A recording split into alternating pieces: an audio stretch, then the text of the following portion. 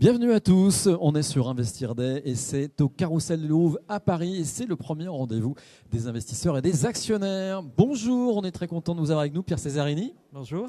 Vous êtes le président directeur général de Claranova. Claranova, anciennement AvonQuest, entreprise française du secteur de l'informatique. Alors on va parler avec vous de l'Internet des objets. Ce n'est pas le métier premier de Claranova, mais est-ce que ça pourrait le devenir ?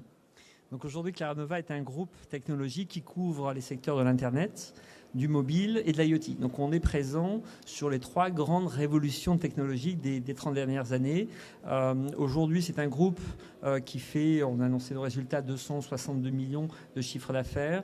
La partie de l'IoT représente uniquement aujourd'hui 3 millions. Donc on est vraiment sur une partie extrêmement fine. Elle a bien évidemment très largement autant de potentiel que les autres activités du groupe. Et alors concrètement, c'est quoi l'IoT, l'Internet des objets ? En fait, c'est ni plus ni moins des capteurs qui communiquent entre eux, qui permettent de remonter des données, qui vont nous permettre par exemple de faire des économies d'énergie, de mieux gérer nos déchets dans la ville. Donc l'IoT, c'est effectivement ni plus ni moins que des capteurs, mais qui ont la particularité d'être à la fois peu chers. Donc on va avoir une baisse de prix significative. Ce qui coûtait 100 va coûter 1. Fondamentalement, ce sont des capteurs qui sont communicants, mais qui ont cette spécificité, de par la nature des réseaux IoT, d'être autonomes. Donc aujourd'hui, un capteur de type IoT va durer 5 ans, 10 ans. Donc vous allez pouvoir avoir des capteurs dont vous n'avez plus à vous soucier. Donc ce n'est pas votre téléphone que vous chargez 3 fois par jour, ce sont vraiment des objets que vous allez poser dans un frigidaire, sur un sol, sur une vache, sur tout ce que vous pouvez imaginer, et qui seront autonomes globalement la vie de l'objet ou de l'animal ou du sol, sans que vous ayez à vous en occuper. Et du coup, parce que ces objets sont à la fois très peu chers, mais en ayant cette capacité d'autonomie et de communication, vous allez avoir une multiplication de ces objets qui vont permettre de faire des choses qu'on ne fait pas aujourd'hui. C'est-à-dire qu'on imagine que d'ici 4-5 ans, vous allez avoir 50 milliards d'objets connectés. Donc on arrive à un niveau de complexité qui dépasse largement le nombre de personnes. En mobile, il y a à peu près un mobile par personne. Donc on n'aura jamais plus que quelques milliards. Des objets connectés, vous en aurez 50 milliards rapidement, 100 milliards demain. Et donc c'est ce niveau de complexité qui va remonter beaucoup d'informations, qui vont changer beaucoup de choses. Quand on se reverra éventuellement dans 1 an, dans 2 ans, 3 ans, vous aurez sur vous 4-5 capteurs dans votre chemise, dans votre bâtiment, éventuellement vos chaussures, peut-être vos lunettes, et qui vont remonter, qui vont monitorer toute une série d'informations qui diront beaucoup de choses sur vous, votre santé, et qui sont, je pense, intéressantes. Voilà, transport, santé, tous les secteurs d'activité sont concernés, l'agriculture, vous le disiez. Et donc, vous, votre métier, c'est d'aider les entreprises, vous apportez des services ?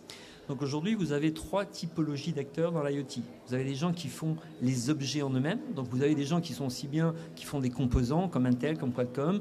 Vous avez les grands manufacturiers comme Foxconn. Donc des gens qui font l'objet en lui-même. Vous avez des gens qui font le réseau. Donc là encore, la spécificité de l'Internet des objets est très liée au réseau. Donc vous avez ces nouveaux réseaux de communication qu'on appelle réseau IoT. Vous avez sans doute entendu parler de LoRa, de Sigfox, demain la 5G. Donc ce sont de nouveaux réseaux qui vont permettre à ces objets d'exister. Et vous avez la 3e partie qui comprend la partie, ce qu'on appelle plateforme, architecture, logicielle. Une fois que votre objet a envoyé une information à travers un réseau, il faut bien qu'elle arrive quelque part. Donc nous faisons partie des acteurs qui développent ces plateformes, qui ont vocation à récupérer l'information et à développer des solutions à partir de ces informations. Donc on est vraiment, je dirais, le dernier maillon de la chaîne, qui a l'avantage d'être la partie où vous avez le moins à investir. Ce sont des dizaines de milliards de dollars qui sont investis depuis, on va dire aujourd'hui, 4-5 ans dans la partie hardware, dans la partie réseau. Voilà, nous on travaille depuis 4-5 ans également sur ces plateformes et nous sommes aujourd'hui l'une des quasiment seules plateformes au monde à pouvoir très simplement permettre à nos clients de déployer des solutions IoT. Nos clients, ce sont aujourd'hui Sprint aux États-Unis, donc le 3e plus grand opérateur télécom, c'est Sodexo en France, c'est Marriott, Westin. Donc on a aujourd'hui plus de 250 clients qui sont parmi de très très grandes entreprises qui déploient des solutions à partir de notre plateforme, qui bien sûr utilisent des objets et des réseaux, mais qui le font, qui les contrôlent et qui remontent l'information à travers nos technologies. Dernière question, on est ici à Investir Day, donc c'est le rendez-vous des actionnaires et des investisseurs. Vous connaissez une belle croissance et puis une rentabilité. Comment vous y prenez ? Donc effectivement, on a cette particularité de pouvoir à la fois faire 60% de croissance et tout en multipliant par 4 notre profitabilité.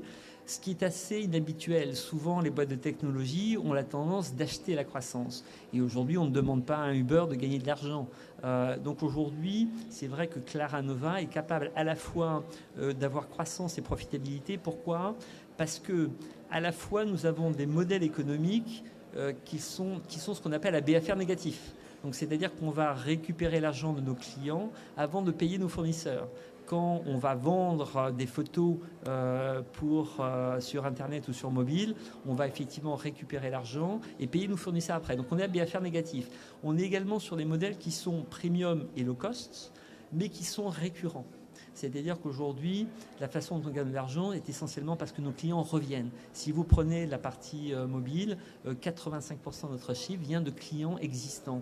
Donc des clients qu'on n'a pas à acquérir de nouveau. Donc c'est comme ça que vous pouvez, à travers cette récurrence, créer à la fois de la croissance et des profits. Sinon, ce n'est pas possible. Et brièvement, vos ambitions pour l'avenir ? Donc on a annoncé que l'on avait une ambition à 4 ans d'atteindre 700 millions de chiffre d'affaires et de garder à peu près 10% de profitabilité.